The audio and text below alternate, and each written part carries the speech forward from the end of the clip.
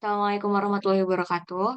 Kami dari kelompok 18 akan presentasikan hasil diskusi kami tentang palm oil industry in Southeast Asia and the influent treatment technology.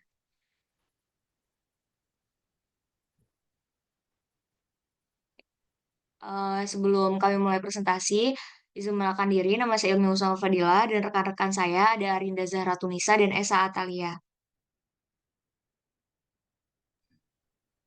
Untuk yang pertama yaitu pendahuluan industri kelapa sawit di Asia Tenggara, terutama di Malaysia, Indonesia, dan Thailand, mendominasi produksi minyak sawit global karena kesesuaiannya dengan kondisi iklim dan hasil yang tinggi.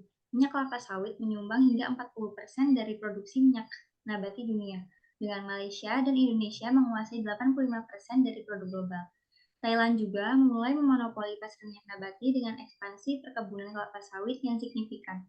Meskipun memberikan kontribusi yang besar terhadap perekonomian, industri ini juga menimbulkan permasalahan lingkungan seperti deforestasi dan penyebaran limbah. Standar dan sertifikasi telah diterapkan untuk mempromosikan produksi minyak sawit berkelanjutan. Meskipun masih ada kekhawatiran akan dampak lingkungan yang ditimbulkannya, dalam konteks ini perlu adanya peninjauan ulang dan perubahan memperbarui skenario industri kelapa sawit serta teknologi pengolahan limbahnya. Selanjutnya pengolahan dari limbah minyak kelapa sawit, yaitu yang pertama pengolahan minyak. Proses produksi minyak sawit di Malaysia, Indonesia, dan Thailand umumnya serupa. Namun beberapa pabrik yang menggunakan biogas mungkin memiliki reaktor tertutup untuk menangani penumpukan metana. Kualitas minyak sawit juga dipengaruhi oleh jenis benih kelapa sawit yang digunakan. Yang kedua yaitu penerimaan dan pemindahan TBS. Tandan buah segar atau TBS yang diambil dari kebun diangkut ke pabrik untuk diproses. Dalam proses ini, TBS akan ditimbang dan digradasi sesuai dengan kualitasnya. Hal ini sangat penting untuk memastikan bahwa kerusakan lebih lanjut dapat dicegah pada tahap awal. Kemudian, TBS atau tandan buah segar akan dipindahkan ke alat sterilisasi. Selanjutnya, sterilisasi TBS. Setelah TBS diterima, TBS akan terkena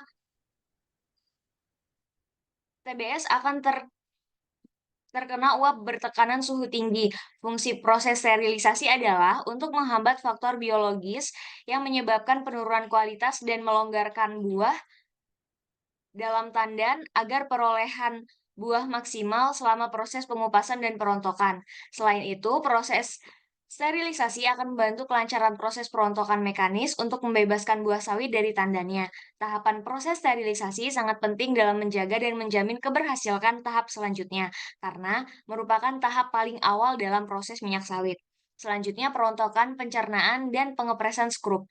Scraper konveyor akan mengangkut TBS yang sudah disterilkan ke platform perontok. Mesin seperti drum akan berputar dan mulai mengupas semua buah dari tandannya dan memisahkannya. Kemudian, buah yang diinginkan dipindahkan ke dalam pencernaan. Pencernaan merupakan proses ekstraksi minyak sawit dengan mekanisme penguraian buah dalam kondisi uap panas. Pada proses ini, tekanan yang tinggi akan memecahkan sel pembawa minyak pada buah dan akan dialirkan ke mesin twin screw untuk memeras CPO.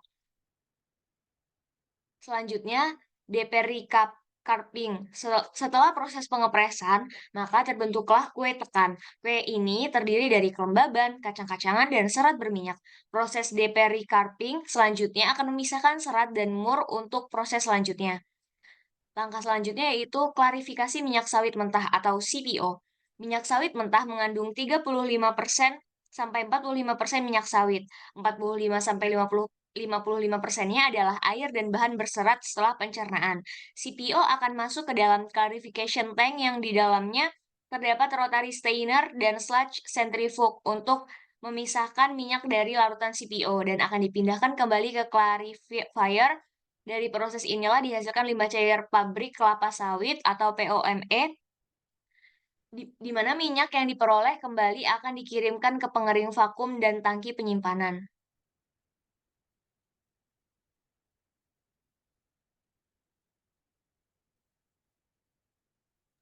Selanjutnya ada pemisahan dan pengeringan kernel.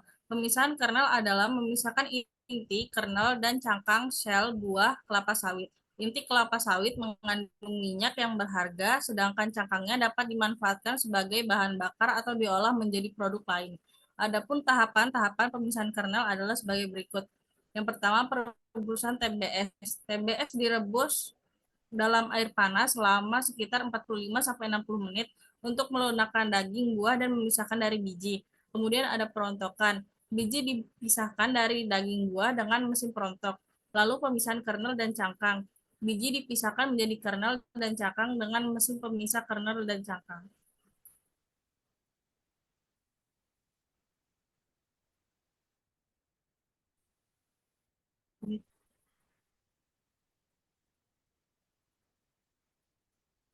Kemudian ada pengeringan kernel kelapa sawit adalah langkah penting dalam menghasilkan produk yang berkualitas. Pengeringan dilakukan untuk mengurangi kandungan air dalam kernel sehingga mengurangi resiko kerusakan dan meningkatkan daya simpan produk. Pengeringan juga membantu dalam mengurangi biaya pengangkutan dan penyimpanan serta memudahkan proses pengolahan lanjut. Adapun langkah-langkah dalam pengeringan kernel adalah sebagai berikut. Yang pertama, pengeringan awal. Kernel dikeringkan secara awal dengan menggunakan mesin pengering putar rotary dryer untuk mengurangi kadar airnya sekitar 30%. Lalu pengeringan lanjutan. Kernel kemudian dikeringkan lebih lanjut dengan menggunakan mesin pengering tiup pneumatic dryer untuk mengurangi kadar airnya sekitar 8-10%.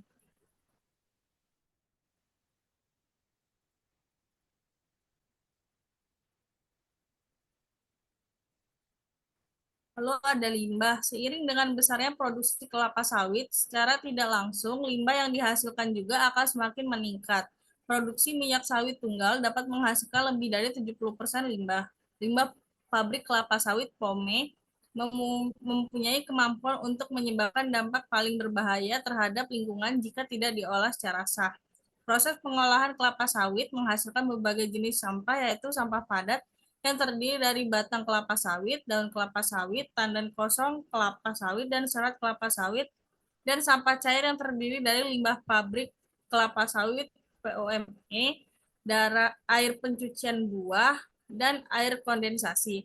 Sampah industri kelapa sawit dapat menimbulkan berbagai dampak negatif terhadap lingkungan seperti pencemaran air. POME mengandung bahan organik yang tinggi dan dapat menyebabkan pencemaran air jika tidak dengan baik. Lalu pencemaran udara, pembakaran sampah padat dapat menghasilkan asap dan gas yang mencemari udara. Lalu gangguan ekosistem. Sampah yang menumpuk di lahan dapat mengganggu ekosistem dan habitat flora dan fauna. Selanjutnya, karakteristik limbah pabrik kelapa sawit. Proses pengolahan kelapa sawit menghasilkan berbagai jenis limbah, antara lain kondensat sterilisasi, yaitu air yang dihasilkan dari proses sterilisasi tandan buah segar (TBS) kelapa sawit. Selanjutnya ada lumpur disenter atau sparator, padatan yang dipisahkan dari air limbah pabrik kelapa sawit (POME) melalui proses desanter atau sparator. Selanjutnya limbah hidroksiklon, yaitu padatan yang dipisahkan dari air limbah pabrik kelapa sawit POME melalui proses hidroksiklon. Limbah pabrik kelapa sawit memiliki beberapa karakteristik penting, yaitu yang pertama, tinggi kandungan bahan organik. Limbah ini mengandung banyak bahan organik seperti protein, karbohidrat, dan lemak. Dan selanjutnya, tinggi kandungan COD dan BOD. Limbah ini memiliki kandungan COD, chemical oxygen demand, dan BOD, biological oxygen demand yang tinggi, yang menunjukkan bahwa limbah ini mudah terurai secara biologis dan dapat menyebabkan pencemaran air. Selanjutnya, berwarna coklat dan kuning pucat. Limbah ini biasanya berwarna coklat dan kuning pucat karena kandungan bahan organiknya. Selanjutnya, berbau busuk. Limbah ini berbau busuk karena kandungan bahan organiknya yang mudah terurai. Kemudian yang terakhir, mengandung bahan berbahaya. Limbah ini dapat mengandung bahan berbahaya seperti logam berat dan pestisida.